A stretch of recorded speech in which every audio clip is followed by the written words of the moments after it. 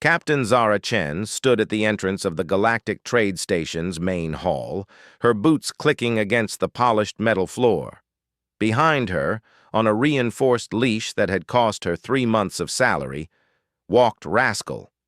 The honey badger sniffed the air with interest, his small black eyes taking in the hundreds of alien species milling about the massive space station.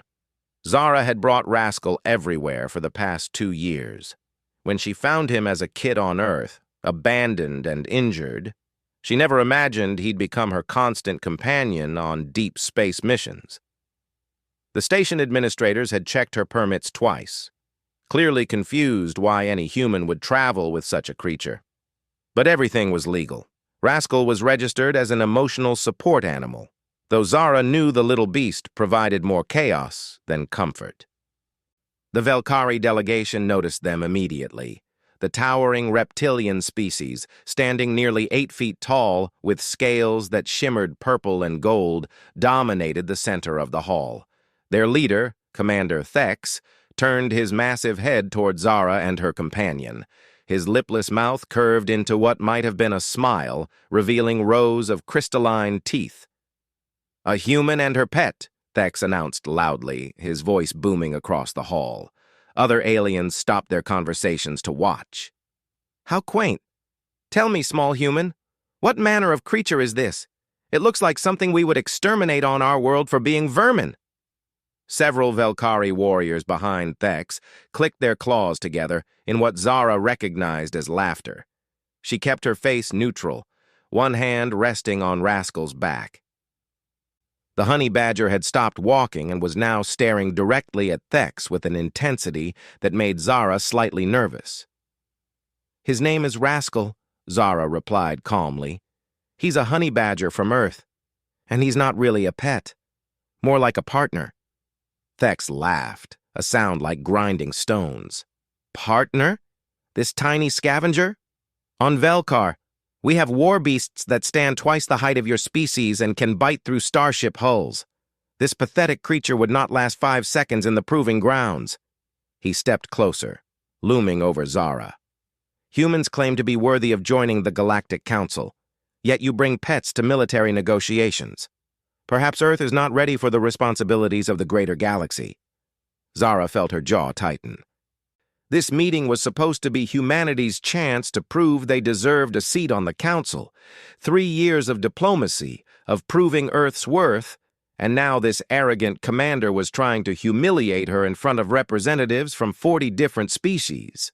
She noticed the Xylene ambassador watching with interest, along with several other council members.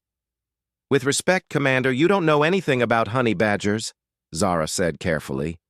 "On Earth, they're considered one of the most fearless animals on the planet.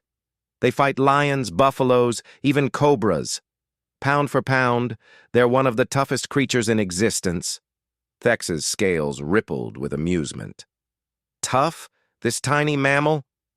He reached down with one clawed hand, moving it toward Rascal's head. "Let me see this fierce Earth creature up close."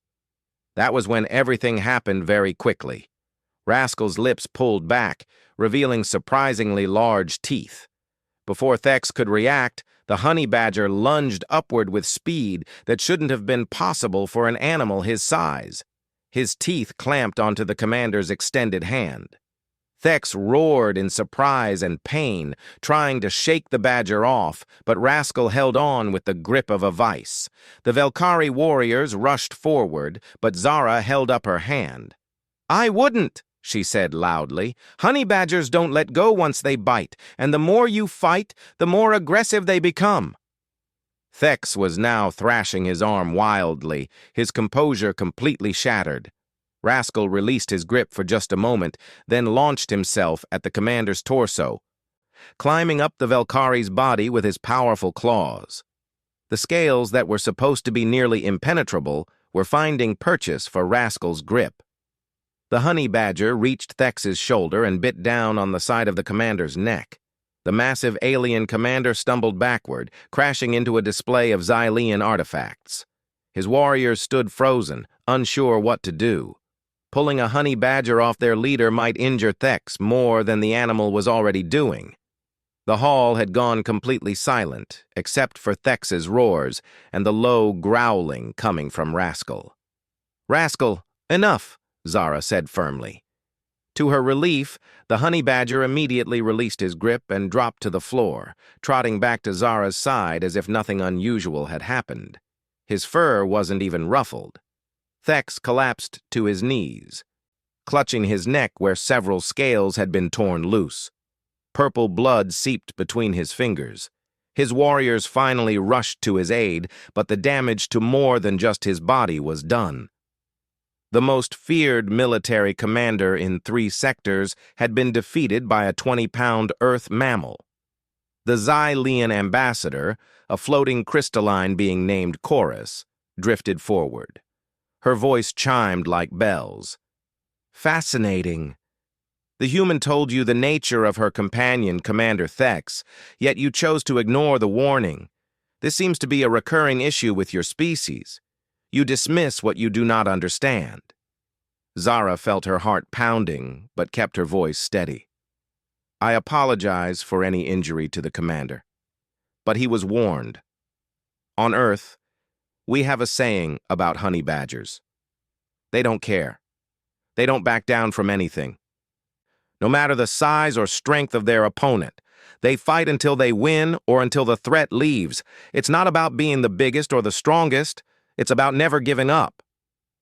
Another council member, a insectoid Thrin, clicked its mandibles thoughtfully. "This is a lesson, perhaps. The humans themselves are small compared to many species. They are not the strongest, not the fastest, not the longest lived. Yet in the short time since achieving space travel, they have defended themselves against Krell raiders, survived the plague of Andromeda, and established colonies in some of the harshest environments we have surveyed. We thought this was luck. Perhaps it is something else." The Velkari warriors had managed to get Thex to his feet, though the commander looked thoroughly humiliated. His scales had lost some of their shimmer, and he avoided eye contact with everyone in the hall. He muttered something to his second-in-command and then gestured toward the exit. The entire delegation left quickly, their earlier arrogance completely evaporated. Chorus floated closer to Zara, her crystalline form refracting the station's lights into rainbow patterns. "Tell me, Captain Chen, if humans are like this creature, small but relentless, what would happen if someone truly threatened your world?"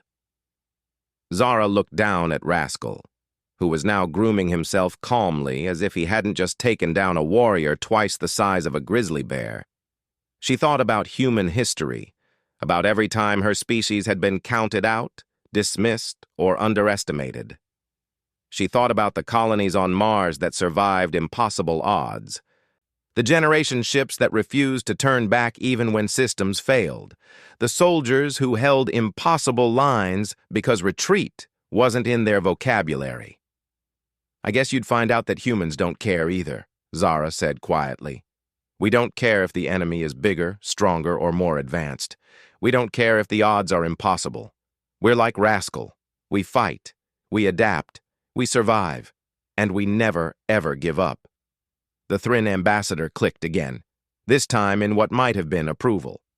"The Council will consider Earth's application with new perspective. Perhaps we have been evaluating your species by the wrong metrics. Size and strength are not the only measures of worthiness." As the council members dispersed, discussing what they had witnessed, Zara knelt down and scratched Rascal behind the ears. The honey badger leaned into her touch, making a satisfied huffing sound. Around them, other aliens gave them a wide berth, whispering among themselves and casting nervous glances at the small Earth creature. 3 weeks later, Zara received the message. Earth had been granted a provisional seat on the Galactic Council. The official reason cited humanity's resilience, adaptability, and refusal to be intimidated by superior force. Unofficially, she heard that several species had decided they'd rather have humans as allies than enemies. After all, any species that kept honey badgers as companions was clearly insane enough to be dangerous. Zara laughed when she read the reports and gave Rascal an extra treat. The little badger had done more for humanity's reputation in 5 minutes than 3 years of careful diplomacy. Sometimes the best way to prove your worth wasn't through words or displays of technology. Sometimes you just needed to show the galaxy that you didn't back down from anything. And that, Zara thought, as Rascal curled up in his favorite spot on her ship, was the most human thing of all.